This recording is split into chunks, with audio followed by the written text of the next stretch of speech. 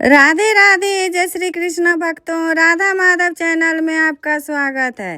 भक्तों, आपको मेरा वीडियो पसंद आता हो तो ज़रूर सब्सक्राइब, लाइक और कमेंट्स करें। साथ ही बेल आइकन दबा दें ताकि समय समय पर आपको मेरे वीडियो की नोटिफिकेशन मिलती रहे। आइए सुनते हैं भक्तों, माघ कृष्ण पक्ष एकादशी षटतिला एकादशी व्रत कथा। एक समय दालव्य ऋषि ने पुलस्त्य ऋषि से पूछा कि हे महाराज, पृथ्वी लोक में मनुष्य ब्रह्म हत्या आदि महान पाप करते हैं, पराये धन की चोरी तथा दूसरे की उन्नति देखकर ईर्ष्या करते हैं, साथ ही अनेक प्रकार के व्यसनों में फंसे रहते हैं, फिर भी उनको नरक प्राप्त नहीं होता। इसका क्या कारण है? वे न जाने कौन सा दान पुण्य करते हैं जिससे उनके पाप नष्ट हो जाते हैं। यह सब कृपा पूर्वक आप कहिए। पुलस्त्य मुनि कहने लगे कि हे महाभाग, आपने मुझसे अत्यंत गंभीर प्रश्न पूछा है। इससे संसार के जीवों का अत्यंत भला होगा।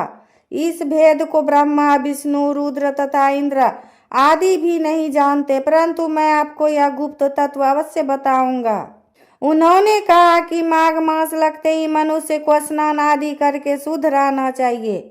इंद्रियों को वश में कर काम, क्रोध, लोभ, मोह, अहंकार, ईर्ष्या तथा द्वेष आदि का त्याग कर भगवान का स्मरण करना चाहिए।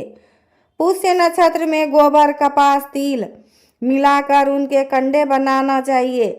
उन कंडों से 108 बार हवन करना चाहिए। उस दिन मूल नक्षत्र हो और एकादशी तिथि हो तो अच्छे पुण्य देने वाले नियमों को ग्रहण करें।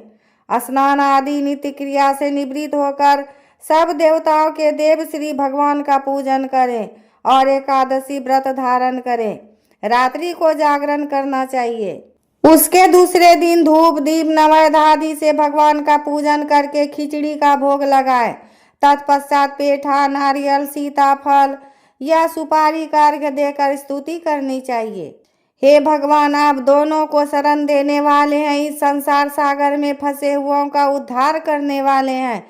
हे पुंडरीकाक्ष, हे नारायण, हे गोविंद, आप लक्ष्मी जी सहित इस तुच्छ अर्घ्य को ग्रहण करें। इसके पश्चात जल से भरा घड़ा ब्राह्मण को दान करें तथा ब्राह्मण को श्यामा, गौ और तिल पात्र देना भी उत्तम है। तिल स्नान और भोजन दोनों ही श्रेष्ठ है। इस प्रकार जो मनुष्य जितने तिलों का दान करता है उतने ही 1000 वर्ष स्वर्ग में वास करता है। तिल स्नान, तिल का उबटन, तिल का हवन, तिल का तर्पण, तिल का भोजन और तिलों का दान, ये तिल के 6 प्रकार हैं। इनके प्रयोग के कारण यह षटतिला एकादशी कहलाती है। इस व्रत के करने से अनेक प्रकार के पाप नष्ट हो जाते हैं। इतना कहकर पुलस्त्य ऋषि कहने लगे कि अब मैं तुमसे इस एकादशी की कथा कहता हूँ। इतना कहकर पुलस्त्य ऋषि कहने लगे कि अब मैं तुमसे षटतिला एकादशी की कथा कहता हूँ। एक समय नारद जी ने भगवान श्री विष्णु से यही प्रश्न किया था और भगवान ने जो षटतिला एकादशी का महात्म्य नारद जी से कहा सो मैं तुमसे कहता हूँ। भगवान ने नारद जी से कहा कि हे नारद, मैं तुमसे सत्य घटना कहता हूँ, ध्यान पूर्वक सुनो। प्राचीन काल में मृत्यु लोक में एक ब्राह्मणी रहती थी। वह सदैव व्रत किया करती थी।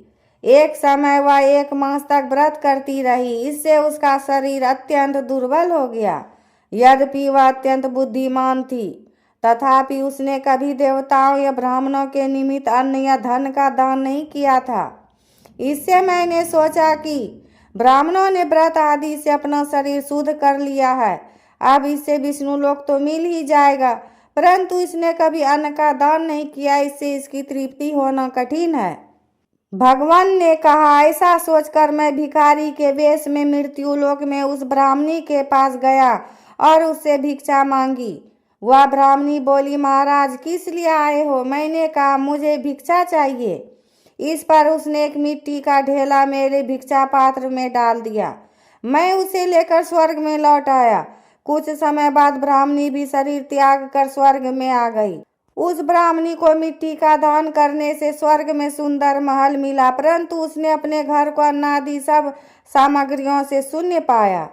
घबराकर वह मेरे पास आई और कहने लगी, भगवान, मैंने अनेक व्रत आदि से आपकी पूजा की, परंतु फिर भी मेरा घर अन्न आदि सब वस्तुओं से शून्य है।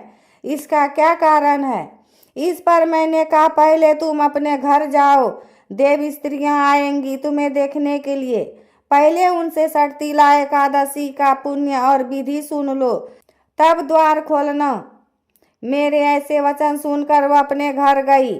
जब देव स्त्रियां आई और द्वार खोलने को कहा तो ब्राह्मणी बोली, आप मुझे देखने आई हैं तो षटतिला एकादशी का महात्म्य मुझसे कहो। उनमें से एक देव स्त्री कहने लगी कि मैं कहती हूँ। जब ब्राह्मणी ने षटतिला एकादशी का महात्म्य सुना तब द्वार खोल दिया। देवांगनाओं ने उसको देखा कि न तो वह गंधर्वी है न आसुरी है, वरन पहले जैसी मानुषी है। उस ब्राह्मणी ने उनके कथनानुसार षटतिला एकादशी का व्रत किया।